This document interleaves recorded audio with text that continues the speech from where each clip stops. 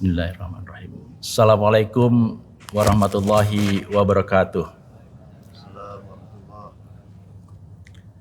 Alhamdulillahirabbil alamin wassalatu wassalamu ala asrafil anbiya'i wal mursalin nabiyina wa habibina Muhammadin wa ala alihi wa sahbihi ajmain wa man tabi'ahum bihsanin illa yaumiddin amma ba'd.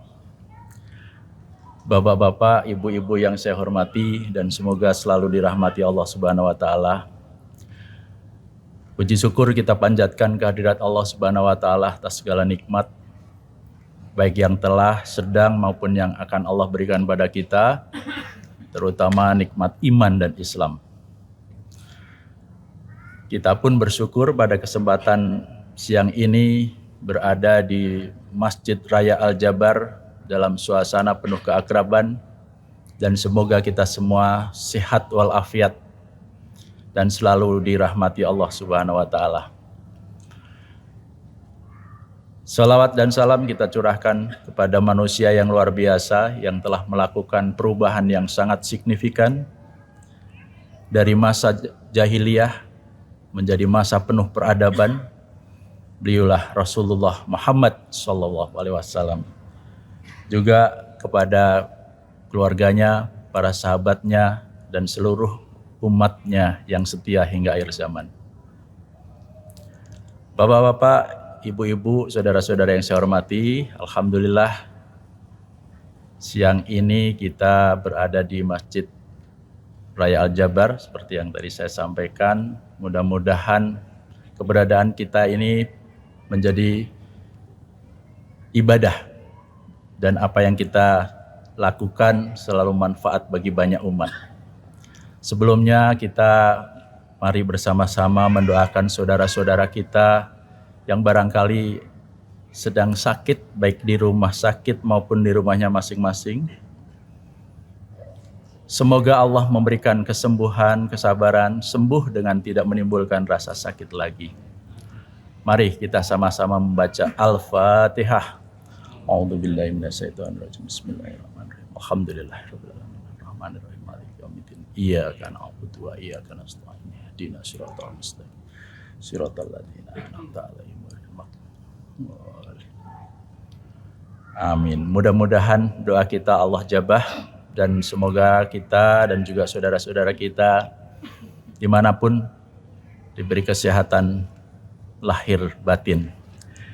Ibu-ibu, bapak-bapak, kalau kita melihat fenomena saat ini di negeri kita, yang mana sering kita dengar dengan istilah bahwa tahun-tahun sekarang dan ke depan ini adalah tahun politik.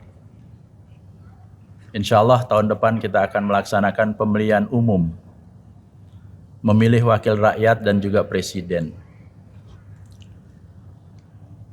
Kita kadang-kadang juga bisa melihat perbedaan-perbedaan yang terjadi di lingkungan sekitar kita, bahkan di sosial media sangat sering sekali kita lihat. Saya sebut saja misalnya di WA Group, banyak orang-orang share mengenai pemimpin-pemimpin kita atau pihak-pihak yang tidak disukai dengan hal-hal yang negatifnya. Kira-kira kita sebagai muslimin wal muslimat, apa yang harus kita sikapi? Apakah ada misalnya yang kita terima itu kemudian kita share lagi ke orang lain tanpa kita mengetahui kebenarannya?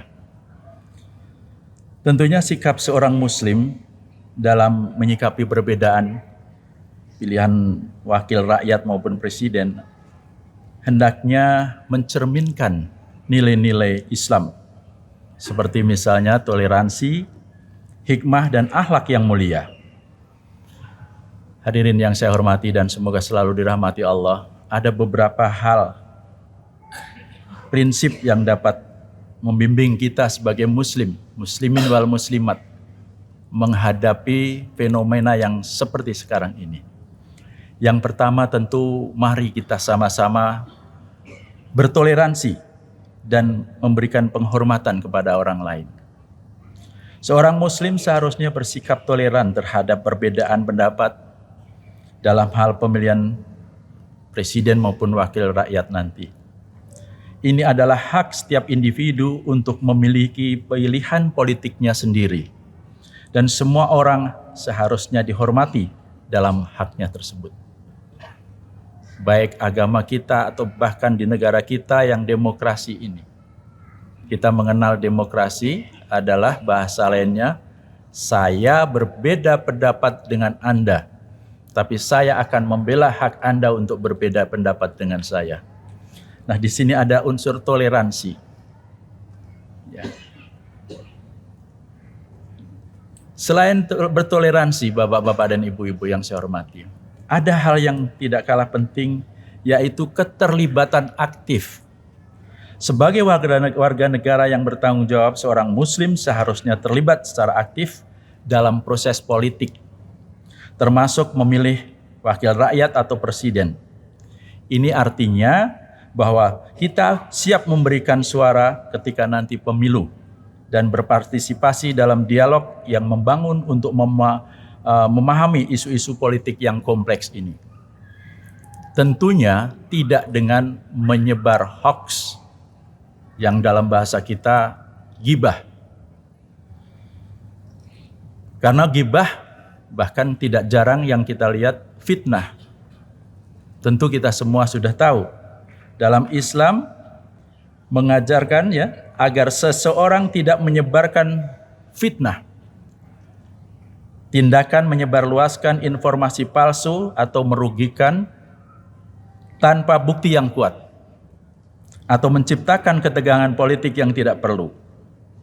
Sebaliknya, seorang muslim harus mencari kebenaran dan berbicara berdasarkan data dan fakta yang ada. Artinya kita tidak perlu, seandainya kita meskipun dalam komunitas kita misalnya pro A, kelompok A, kemudian kita menjelek-jelekan kelompok yang lainnya. Tidak perlu itu kita lakukan. Tapi sudah banyak yang terjadi itu, betul. Dan itu muslim, iya, kenyataannya ada seperti itu. Dalam sepekan saya sering dalam komunitas muslim juga, ada saudara-saudara saya dalam komunitas itu menjelek-jelekan, bahkan pemerintah juga dijelek-jelekan. Saya tanya, itu data dari mana? Bukan ada itu di beritanya begini-begini. Mari kita belajar untuk berbicara, men-share atau menyebarkan berita-berita berdasarkan data dan fakta. Inilah yang kita sebut, kita harus menjauhi ghibah atau fitnah. Bahkan dalam Quran kita sudah tahu, surat Al-Hujurat ayat 12, wahai orang-orang yang beriman, jauhilah prasangka, sesungguhnya sebagian prasangka itu adalah dosa, dan janganlah kamu mencari-cari kesalahan orang lain. Janganlah ada di antara kamu yang menggunjing sebagian orang lain. Apakah ada di antara kamu yang suka memakan daging saudaranya yang sudah mati?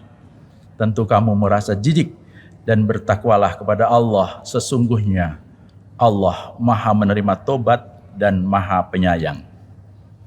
Ibu bapak, sebagaimana yang tertulis dalam ayat tersebut, larangan ghibah terlihat jelas pada kalimat, janganlah sebagian kamu menggunjingkan sebagian yang lain. Lebih lanjut dijelaskan bahwa ghibah ini ibaratnya memakan daging saudaranya sendiri. Ya. Saudara sendiri yang telah wafat dimakan daging. Dalam surat Al-Baqarah ayat 191, Allah Subhanahu wa taala dengan tegas menyebutkan bahwa fitnah lebih kejam daripada pembunuhan. Kita menyampaikan sesuatu yang benar yang tidak disukai oleh orang yang kita bicarakan saja, itu juga dosa. Terlebih-lebih kita melakukan fitnah. Mengatakan si A melakukan sesuatu yang tidak baik, tapi ternyata buktinya tidak ada dan nyatanya tidak begitu. Kita disebutkan di Quran lebih kejam daripada pembunuhan. Selanjutnya langkah apa yang harus kita lakukan? Ini sangat penting, yaitu doa untuk para pemimpin. Di dalam agama kita mengajarkan agar umatnya berdoa untuk pemimpin, termasuk presiden, agar mereka dapat memberikan kepemimpinannya yang baik dan adil. Ini adalah bentuk dukungan dan harapan agar negara kita berjalan dengan baik. Dan tentunya harapannya masyarakat semoga lebih sejahtera. Selanjutnya, mendukung kepentingan umum. Seorang muslim harus memahami bahwa pemilihan wakil rakyat atau presiden itu bukan hanya tentang individu tertentu atau kelompok tertentu, tetapi tentang kepentingan umum, kesejahteraan negara. Sikap harus mencerminkan kepentingan yang lebih besar daripada kepentingan pribadi atau kelompok. Jadi kita bicaranya skop yang lebih besar untuk masyarakat luas. Dan tentunya dari semua ini kita juga perlu mengedepankan akhlak yang mulia. Dalam menyikapi perbedaan pemilihan wakil rakyat atau presiden, kita sebagai muslim harus mengedepankan akhlak mulia, kesabaran, kejujuran, kebaikan, dan juga menghindari konflik, provokasi, dan tindakan negatif lainnya, yang itu adalah sebagian dari akhlak Islam yang baik. Tentu di samping itu kita pun harus memiliki sikap yang adil dan kritis, tidak sekadar menerima begitu saja. Seorang muslim harusnya bersikap adil dalam menilai kinerja pemerintah, tidak terpengaruh oleh prasangka atau fanatisme politik. Jika ada ketidaksetujuan terhadap kebijakan atau tindakan pemerintah, kritik seharusnya bersifat konstruktif dan berdasarkan argumen yang rasional. Ibu bapak, kadang-kadang kita menerima keluhan atau bahkan sebarkan, bukan solusi, karena yang dibicarakan tidak ada di WA group itu. Bagaimana caranya? Ya tentu ada, yaitu bisa melalui perwakilan rakyat kita di Dewan, di DPR. Oh ini bukan presiden Pak, ini provinsi, DPRD tingkat 1. Oh bukan, di kabupaten kota, DPRD tingkat 2. Tapi Pak, DPR-nya juga bermasalah. Nah ini yang terjadi kadang-kadang ada juga yang begitu. Bagaimana? Mumpung 2024 pemilihan lagi, pilihlah yang tidak sekadar memberi uang beberapa rupiah, tetapi untuk 5 tahun ke depan bermasalah. Kita harus cermat melihat siapa orang yang akan kita pilih nanti. Bagaimana sepak terjang, bagaimana track recordnya selama ini.